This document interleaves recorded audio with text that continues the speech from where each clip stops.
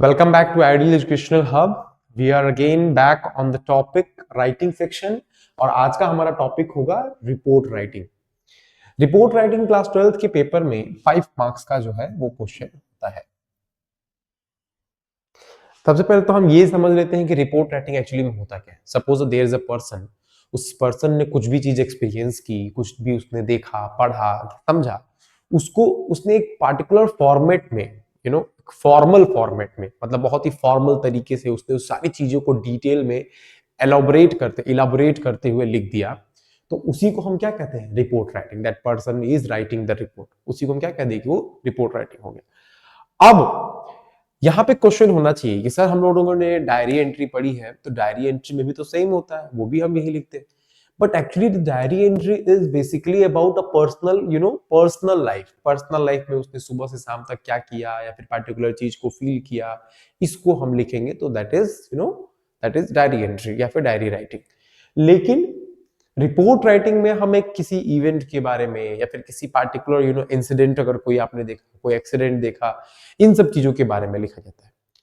अब report writing schools में अगर हम लिख रहे हैं तो स्कूल्स में बेसिकली दो तरीके के आपके रिपोर्ट राइटिंग आ सकते हैं। पहला हो सकता है कि कोई इवेंट आपके स्कूल में हो रहा है, कोई इवेंट आपके स्कूल में हो रहा है, तो उस इवेंट के बारे में आपको लिखना है, तो वो हो गया आपका report writing on event, on any event, किसी भी इवेंट में। लाइक 26 ऑफ जैन आपके यहाँ सेलिब्रेट हुआ, 15th ऑफ अगस्त सेलिब्रेट हुआ, चिल्ड्रंस फेयर लगा, साइंटिफिक साइंस एग्जीबिशन लगा, ठीक है, या फिर अवार्ड सेरेमनी हुआ कोई। सो इस तरह का जो भी इवेंट है उसके ऊपर अगर हम क्या हुआ, कौन आया, कहाँ हुआ, कितने बजे हुआ, और सबसे अच्छे परफॉर्मेंसेस कौन कौन से थे, ठीक है, तो ये सारी चीजें हम जब अगर लिख रहे हैं तो वो हमारा क्या हो गया? इवेंट के ऊपर हो गया। वही सपोज कीजिए कि आपको एक कंडीशन दे दिया कि आप रास्ते से जा रहे थे, आपने देखा कि एक एक्सीडेंट हो गया है और उसके बारे में आपको लिखना है। Then it will give you a title that you are Prateek और Pragya of this particular newspaper. आप किसी पार्टिकुलर न्यूज़पेपर के लिए काम करते हैं या पार्टिकुलर टीवी चैनल के लिए काम करते हैं। उस टीवी चैनल के लिए आपको एक रिपोर्ट लिखनी है जो कि उस इंसिडेंट पे थी। वो इंसिडेंट आपकी हैपनिंग या मिस हैपनिंग कुछ भी हो सकती है। वो इंसिडेंट आपकी हैपनिंग या मिस हैपनिंग कुछ भी हो सकती है, बेसिकली मिस हैपनिंग ही होती है, तो उसके ऊपर आपको रिपोर्ट लिखने के लिए हो सकता है। रिपोर्ट लिखने का एक बहुत बेसिक सीक्वेंस है कि हमको शुरुआत कहां से करनी है। जैसे हम न्यूज़पेपर पढ़ रहे हैं, न्यूज़पेपर में कोई पार्टिकुलर इंसिडेंट, किसी एक्सीडेंट के बारे में अगर दिखा रहा है, तो हम शुरुआत से पढ़ते हैं तो लास्ट तक हमारा इंटरेस्ट क्या होता है? बना रहता है। उसी तरीके से किसी भी राइटिंग सेक्शन को लिखने के लिए आप अगर एक बार लिखना शुरू कर रहे हैं तो आप ऐसा लिखिए कि सामने जो एग्जामिनर आपके बैठा है, या फिर even in general if you are writing, then also अगर कोई भी उसको पढ़ रहा है तो शुरू से लास्ट तक पढ़ने में उसको इंटरेस्ट है, वो उसको पढ़े। तो हम हमारे पास कुछ क्वेश्चंस होंगे जिन क्वेश्चंस को हमको आंसर करने होते हैं। जैसे मैंने आपको इसके पहले जब भी राइटिंग सेक्शन शुरू किया तो मैंने आपको बहुत डिटेल में बताया था कि किसी भी राइटिंग सेक्शन के लिए कुछ इक्का दुक्की 4-5 क्वेश्चन होते हैं। उन क्वेश्चंस को आप याद कर लीजिए, क्वेश्चंस को पूछते रहिएगा। जैसे कि आपको नोटिस राइटिंग में बताया गया क्या हो रहा है, कब हो रहा है, कहाँ हो रहा है, ये सारे क्वेश्चन है, तो आप ये पूछिए तो आपको आंसर मिलेगा। नेक्स्ट बढ़ते हैं, नेक्स्ट स्लाइड। कुछ पॉइंट्स है नोट करने लायक।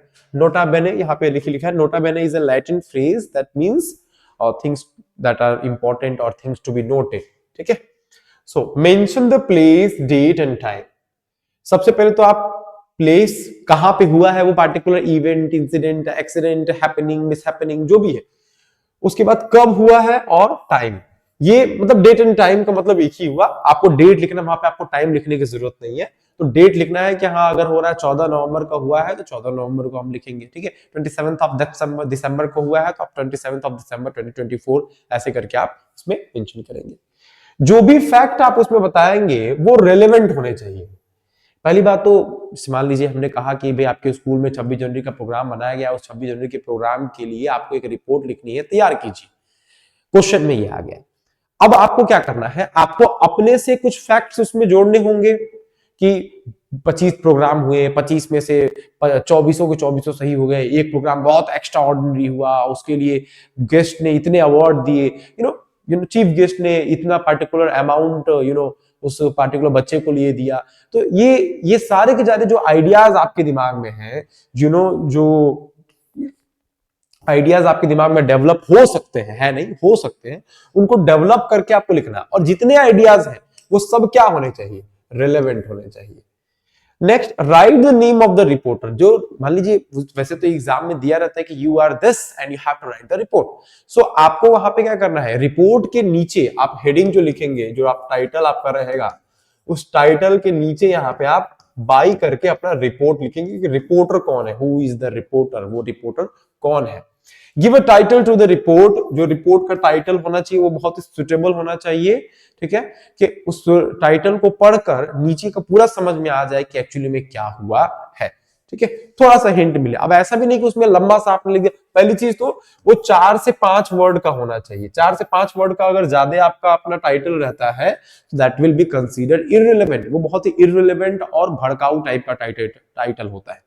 आपको क्या करना है, आपको छोटा और प्रिसाइज टाइटल रखना है, सही होना चाहिए, एक बार पढ़ने में समझ में आ जाए। अब पूरी डिटेल अगर आप टाइटल में ही दे देंगे, हेडिंग में ही दे देंगे, तो कोई भी रीडर जो है, सामने जो एग्जामिनर है या रीडर है, वो उसको पढ़ना नहीं चाहेगा। उसको पता चल गया कि क्या हुआ है, क्यों हुआ है, कब हुआ है, तो वो क्यों आखिर फिर उसको सर्च करने की कोशिश करेगा।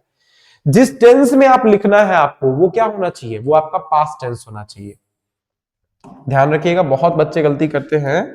आपके राइटिंग सेक्शन में 4-5 ऐसे टॉपिक्स हैं जिसमें आपको हमेशा पास्ट में ही लिखना है। For example story writing, diary entry second, and third is this report writing. अब कोई इवेंट है अगर हम लिख रहे हैं तो ऑब्वियसली वो इवेंट बीत चुका है तभी हम लिख रहे हैं, इसीलिए उसका टेंस मैक्सिममली क्या होना चाहिए, पास्ट में होना चाहिए।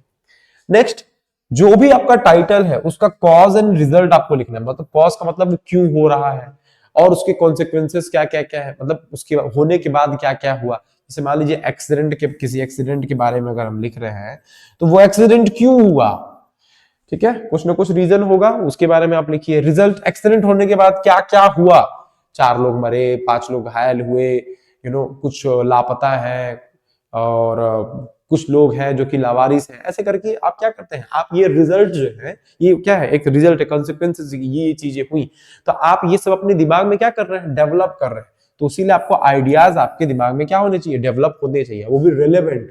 कोई भी रिलेवेंट बेतुका सा आइडिया आपके दिमाग में नहीं आना चाहिए। अगर आता है तो once you have draft everything, आपने एक बार जब पूरी चीजें देख ली है, देखिए जैसे मान लीजिए आपने पॉइंट टू पॉइंट लिखा कि क्या हुआ, कहा हुआ, सॉरी वेयर, व्हेन, कब हुआ, फिर आपने लिखा वेयर। अब इतना लिखने के बाद आप क्या कर रहे हैं कि आप ये एक सीक्वेंस है, क्या हो गया, कब हो गया, कहा हो गया, उसके बाद कहा जब हुआ उसके बाद आपको लिखना है वहां पे कॉन्सिक्वेंसेस, रिजल्ट वगैरह वगैरह लिखना है।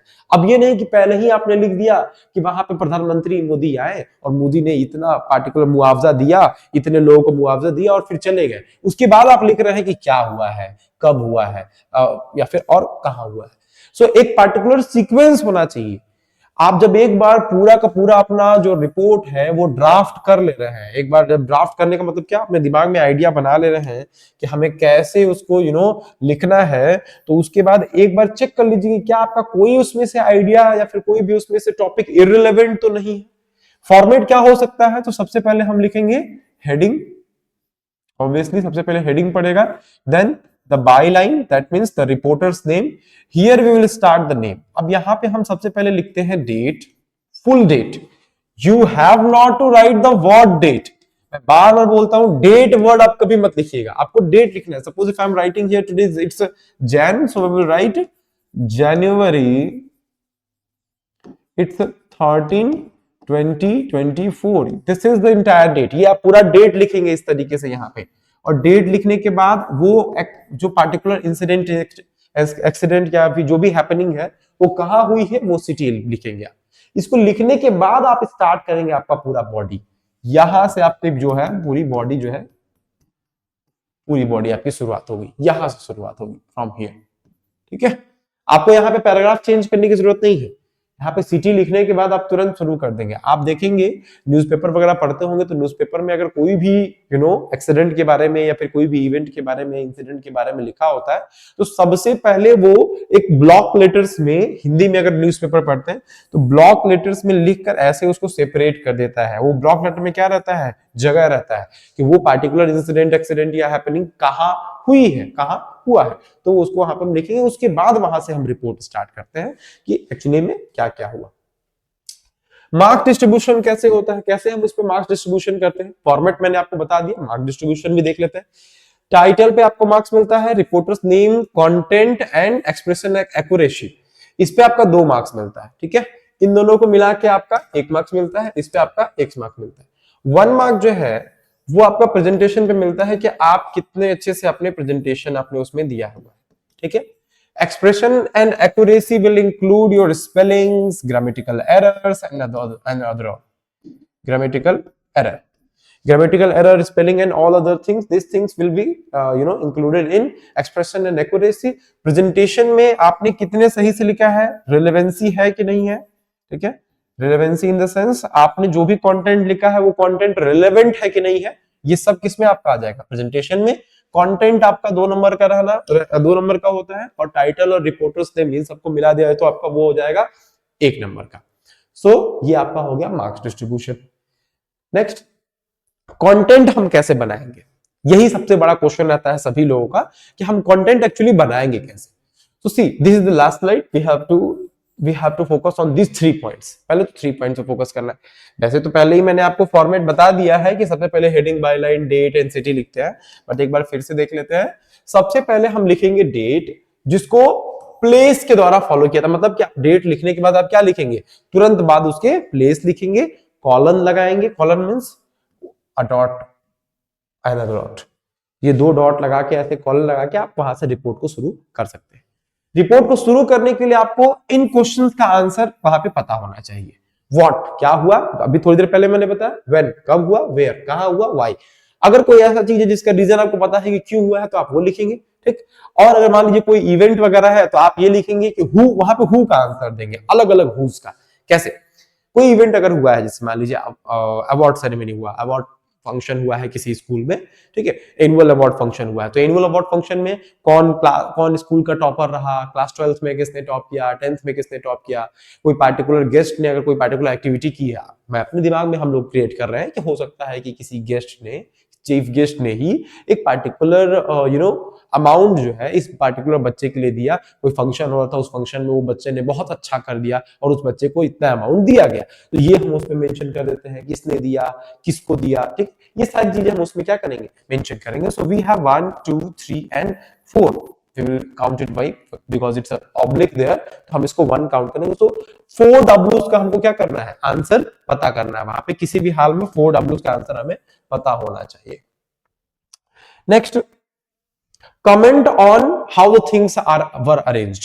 अगर कोई इवेंट है तो हमें वहां पे कमेंट करना है, सॉरी, अगर कोई एक्सीडेंट है तो हमें वहां पे कमेंट करना है कि कैसे वहां पे चीजों को मैनेज किया गया। एक्सीडेंट हो गया, एक ट्रक इधर से आ रही थी, उधर से क्रॉसिंग बंद था, रेलवे क्रॉसिंग, एक्सीडेंट हो गया, वहां पे कितनी जल्दी लोग आए, आसपास के लोगों ने मदद की कि नहीं की, आसपास के किसी एमएलए, कोई एमएलए वहां पे आया कि नहीं आया, ब्लॉक का अगर कोई एरिया का पर्सन है तो वो वहां पे आया कि नहीं आया, क्या हेल्प वहां पे प्रोवाइड कराई गई, क्या असिस्टेंस प्रोवाइड कराया गया, क्या मेडिकल टीम वहां पे अवेलेबल हो गई थी टाइम पे या नहीं, क्या मेडिकल टीम के न अवेलेबल होने की वजह से वहां पे किसी भी तरह का किसी भी तरह की कैजुअलिटी हुई या नहीं हुई, अगर आग लगी थी तो क्या जो दमकल विभाग होता है, जो फायर डिपार्टमेंट होता है, क्या फायर एक्सटिंग्विशर्स वहां पे प्रेजेंट थे या नहीं थे। तो ये सब आपको क्या करना, इन सब पे आपको कमेंट करना है कि वहां पे थे या नहीं थे। ये आपके दिमाग में बन सकता है कि आप चाहे तो वहां पे उसको प्रेजेंट करा सकते हैं, आप चाहे तो वहां पे उसको प्रेजेंट ना कराएं। अगर आप प्रेजेंट करा रहे, it means you are spreading some positivity कि things are going good. If you are not making it present, then it means you are making it things that चीजें खराब चल रही थी, टाइम पे चीजें नहीं पहुंची वगैरह वगैरह। So that will be the comment. इस कमेंट को हम रिप्लेस कर सकते हैं vote of thanks, how the things were arranged. अब ये पॉजिटिव एस्पेक्ट हो गया। अगर कोई इवेंट हो रहा है किसी स्कूल में, किसी सोसाइटी में या किसी कंपनी में, और उसके लिए अगर आपको रिपोर्ट लिखना था तो वहां पे आप वोट ऑफ थैंक्स मेंशन करेंगे।